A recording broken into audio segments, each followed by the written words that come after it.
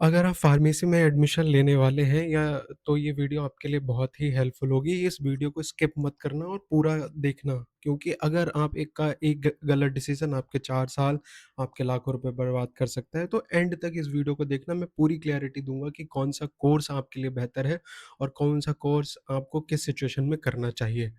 चलिए शुरू करते हैं आज की हमारी वीडियो क्लास। तो यहाँ पे हम देख रहे हैं कि हम डी फार्म और बी फार्म देखेंगे कि कौन-सा बेहतर है आपके लिए, कि आप अभी आपके लिए क्या बेहतर रहेगा।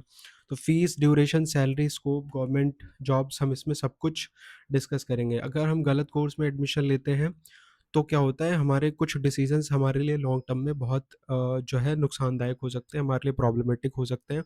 और जैसे ही 12th के बाद हम जब बाहर निकलते हैं, तो हमारे पास बहुत सारा कन्फ्यूज़न होता है कि हमें कौन-सा कोर्स करना चाहिए, हमें कौन से करियर में जाना चाहिए, ये हमें नहीं पता होता है। और हमें उस लेवल की गाइडेंस भी नहीं मिल पाती और हम गलत डिसीज़न ले लेते हैं और गलत डिसीज़न की वजह से बाद में हमें रिग्रेट करना पड़ता है। तो इस वीडियो को ध्यान से देखो। डी अगर आप फार्मेसी कर रहे हो तो डी फार्म, बी फार्म में कौन-सा आपके लिए बेहतर है, वो आपको समझ में आ जाएगा। तो चलिए शुरू करते हैं। यहाँ पे D pharm versus B pharm में अंतर बताया गया है कि क्या डिफरेंस है दोनों में। डी फार्म क्या है? डिप्लोमा कोर्स है। बी फार्म एक बैचलर डिग्री कोर्स है। डिप्लोमा और डिग्री में क्या फ़र्क होता है? अगर आप कोई भी डिप्लोमा करते हैं तो वो एक डिप्लोमा मिलेगा, उसमें आप बैचलर्स काउंट नहीं होगे, आप ग्रेजुएट नहीं होगे।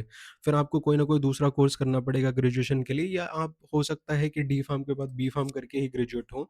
तो अब दोनों में डिफ़रेंस ये हो गया कि एक बैचलर कोर्स है, एक डिप्लोमा कोर्स है। डी फार्मा क्या है? शॉर्ट टर्म ड्यूरेशन कोर्स है, ये 2 साल का कोर्स होता है। इसमें क्या होता है, 2 साल का जब छोटा कोर्स है तो उसमें करियर भी जल्दी स्टार्ट हो जाता है। स्टार्ट होने के बाद क्या होता है, डी फार्म में स्टेट लेवल की फार्मेसी प्रैक्टिस जो है वो स्टूडेंट कर सकता है। अपना डी फार्म कंप्लीट करने के बाद स्टेट लेवल की गवर्नमेंट जॉब्स जो आती हैं फार्मासिस्ट की, उनके लिए प्रिपेयर कर सकता है। अपना खुद का मेडिकल स्टोर खोल सकता है और जो है हॉस्पिटल में जॉब कर सकता है। अगर हम वहीं बी फार्म की बात करें तो एक बैचलर्स डिग्री है। अब बैचलर्स डिग्री है तो इसका ड्यूरेशन भी ज़्यादा है, 4 साल का ये कोर्स है, प्रोफ़ेशनल डिग्री कोर्स है। और इसमें फिर क्या है, ब्रॉड करियर अपॉर्च्युनिटीज़ होती हैं, इंडस्ट्री प्लस गवर्नमेंट जॉब, आप दोनों तरफ फिर इसमें जा सकते हो। अगर बात करी जाए तो जैसे कि साल की बात की तो डी फार्म 2 साल का है, बी फार्म 4 साल का है, फर्स्ट ईयर, सेकंड ईयर और ट्रेनिंग। एक जो डी फार्मा होता है उसमें लास्ट में सेकंड ईयर में ट्रेनिंग करनी कंपल्सरी होती है, रजिस्ट्रेशन कराने से पहले। एज़ अ फार्मासिस्ट रजिस्टर्ड होने से पहले उनको एक ट्रेनिंग हॉस्पिटल में करनी पड़ती है। अगर बात करें यहाँ बैचलर्स की, तो बैचलर क्या होता है, सेमेस्टर वाइज़ होता है। एक इन्फॉर्मेशन मैं और आपको क्लियर कर दूँ कि जो डी फार्म है वो ईयरली होता है और जो बी फार्म है वो सेमेस्टर वाइज़ होता है। सेमेस्टर वाइज़ मतलब हर 6 मंथ में आपके एग्ज़ाम होंगे। 1 साल में 2 बार आपके एग्ज़ाम्स होंगे। तो इसमें क्या होते हैं, टोटल 8 सेमेस्टर होते हैं, ठीक है? और 4 साल का ये कोर्स होता है।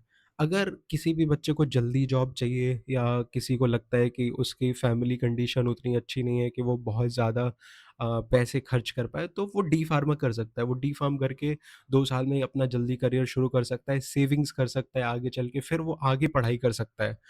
तो अगर आप थोड़ा-सा स्टेबल हैं या आपको इतनी जल्दी जॉब की ज़रूरत नहीं है, तो आप अगर फ़ार्मेसी में ही आना चाहते हैं, तो आपको बी फार्मा करना चाहिए। बी फार्मा में क्या होगा, आपको जो है एक ब्रॉड डिटेल्ड नॉलेज मिलेगी सारी सब्जेक्ट्स की, और लॉन्ग टर्म में आपकी जो करियर अपॉर्च्युनिटीज़ होंगी, वो ज़्यादा होंगी as compare to D pharm. अब अगर फ़ीस की बात करें, गवर्नमेंट कॉलेज और प्राइवेट कॉलेज ये वैरी करता है कि हम कहाँ से पढ़ाई कर रहे हैं, उसके हिसाब से ही हमारी फ़ीस जो है डिफरेंट होती है।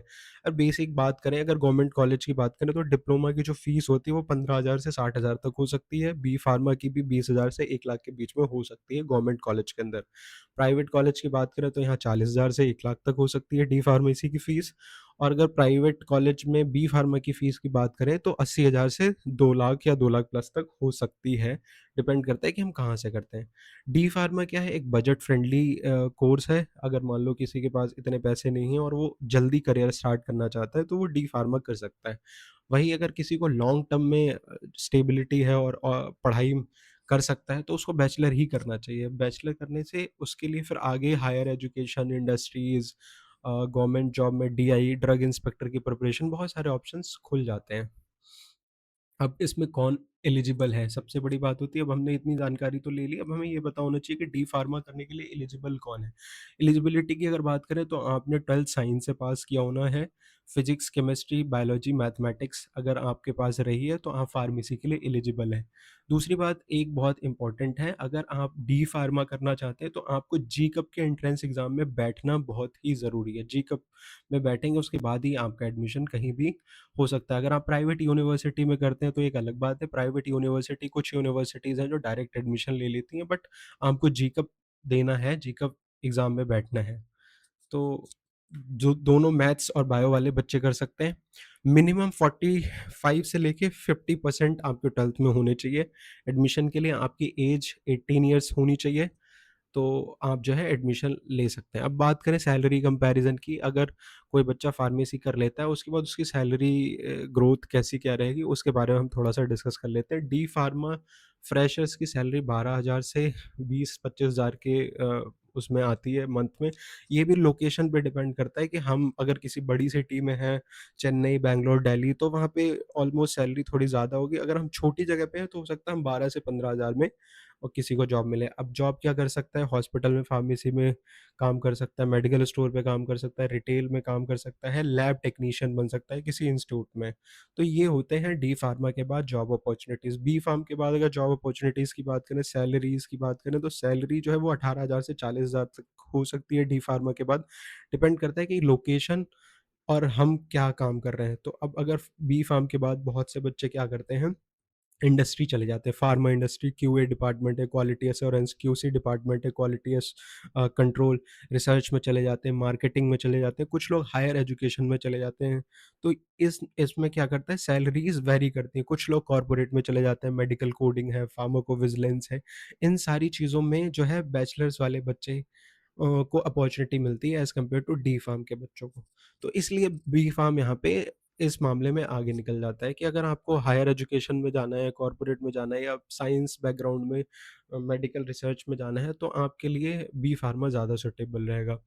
अब करियर के कितने ऑप्शन हैं, अभी हमने जैसे डिस्कस ही किए थे, अगर बी फार्म और डी फार्म दोनों कंपैरेटिवली अगर हम बात करें, तो रजिस्टर्ड फार्मासिस्ट दोनों होते हैं। तो आप मेडिकल स्टोर के ओनर बन सकते हैं डी फार्म करके, एक हॉस्पिटल में फार्मासिस्ट बन सकते हैं, एक रिटेल फार्मेसी डाल सकते हैं, कम्युनिटी फार्मेसी आप कहीं पे भी डाल सकते हैं। वहीं बी फार्मा में करियर अपॉर्च्युनिटीज़ आपके पास ज़्यादा हैं। आप इंडस्ट्री में जाते हैं, क्यूए में जाते हैं, क्यूसी डिपार्टमेंट में जाते हैं, प्रोडक्शन एंड मैन्युफैक्चरिंग में जा सकते हैं, जहाँ पे दवाइयाँ का प्रोडक्शन हो रहा है, मैन्युफैक्चरिंग हो रही है, वहाँ पे जा सकते हैं।